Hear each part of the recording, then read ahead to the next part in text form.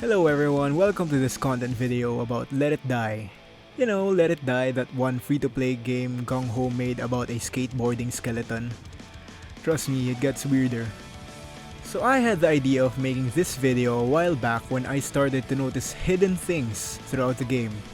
Things like game mechanics and fun Easter eggs. I also wanted to make this video because the content from the community revolving Let It Die is mainly centered around either tips on beating the 4 Forcemen or some dude's playthrough to floor 400 or whatever, which takes them about a few hours to complete. Honestly, it's not just my taste. So this is me throwing my hat into the ring, bringing you some new form of Let It Die content. So with that being said, I'd like to play a game. If you learned anything new about the game after watching this video, hit the like button.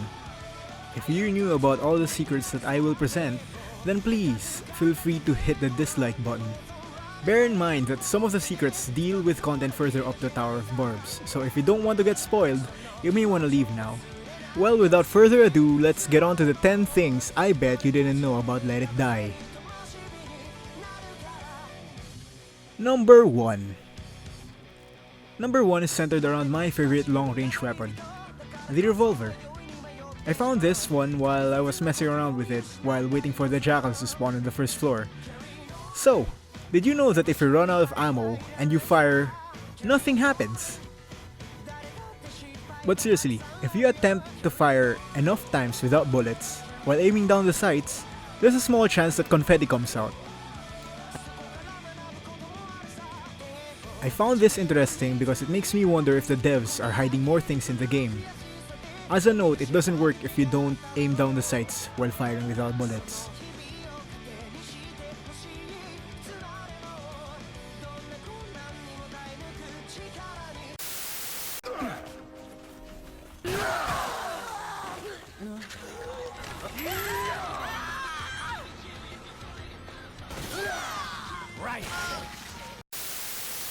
Number 2! This particular thing revolves around the Jackson boss fight. So after the boss fight, as per usual, you need to kick the boss's head out of their body. After a moment after preparing to kick his head, a scorpion wanders into the shot. Did you know that if you choose to impatiently skip the cutscene, you can actually see the scorpion in-game? You can't really interact with it or pick it up. It kinda just awkwardly blips out of existence. Weird. Number 3. Speaking of bosses, did you know that every time you beat a boss, Kiwaka Seto, yes, that's her name, actually risks her life? It's because she takes off her mask every time you take that celebratory picture. Her life is endangered because, according to Mother Barb, inhaling the air within the tower makes your lungs explode or something. Some of the mushrooms spray harmful spores in excess of LC50. Of which a single breath causes the lungs to rot, and in some cases, immediate death. Why do you think your fighters don't take off their masks? Just bear that in mind whenever you see her take her mask off.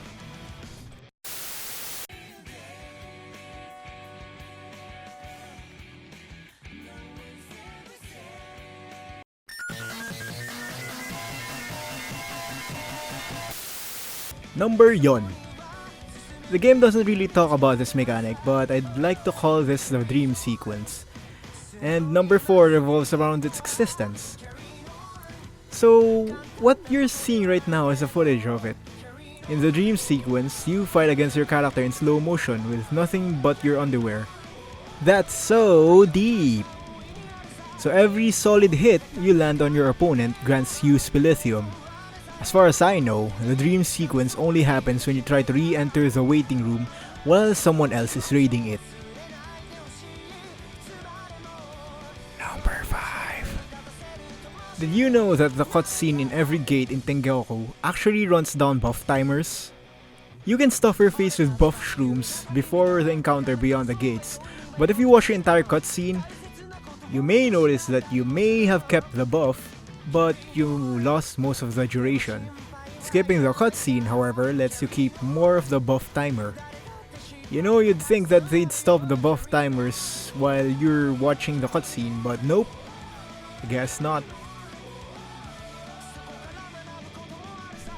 It's your month.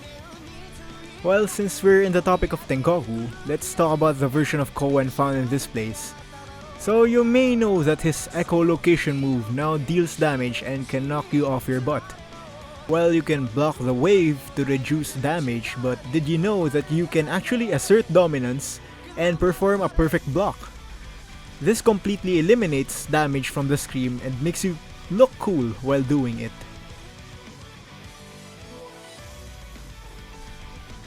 Seven.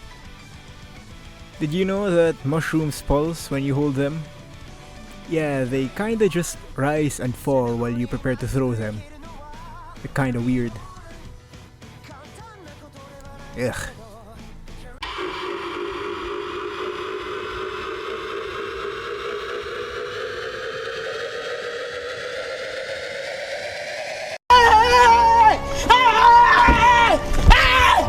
Why are you running? Why are you running? Number 8! This one revolves around decals and base defenders. It's not stated in its description, but the decal wolf actually grants your defenders 1 point of rage. This is actually useful if you have access to the super volcano decal and not the regular volcano one. You can just pair the wolf decal with the super volcano decal to get those sweet deadly headshots.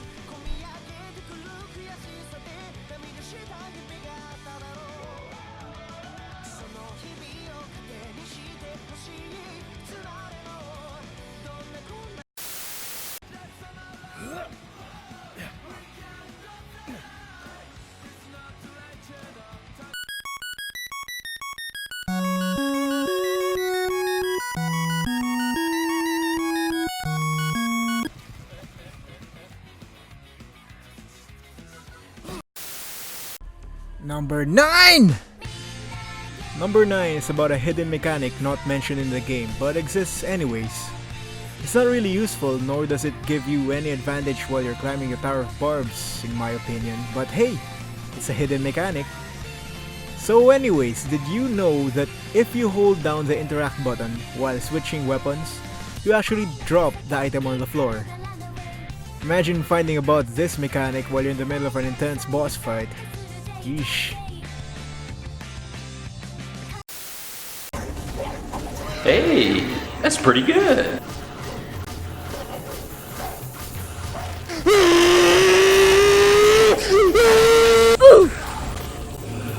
Nope.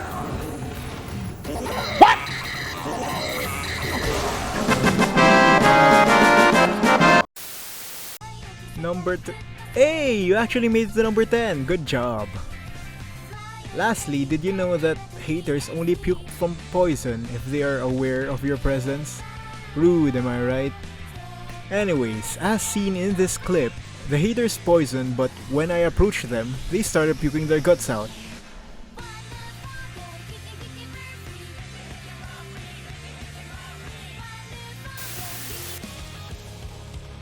Oh no, I just realized something. Oh no. That's pretty rare. I'm never gonna get that back, huh? Yikes. So yeah, that's about it. The 10 things I believe you don't know about Let It Die.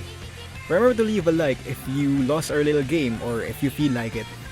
Also subscribe if you enjoyed watching, as I will be making more videos with gaming content, but may not necessarily be similar to this one. Man, I really enjoyed making this video with all the memes and the jokes and editing and stuff. Oh yeah, please leave a comment on the video about what I could make next. You know, a new video. I could possibly make a part 2 of this video, I don't know. Or something like a weapon spotlight. Or tips on how to beat the Dons in Tengoku without, you know, using any death metals. I really love making this video as the first one on my channel, so I'd really appreciate if you guys could leave a suggestion on what you guys would like to see in the future videos. This video has been on my mind now for years, because I've been playing way too much Let It Die, and I'm so glad to finally be able to produce it. Anyways, that's all for me. I really hope you enjoyed the video, and I'm totally not stalling for the 10-minute mark at this point, so... okay, bye-bye.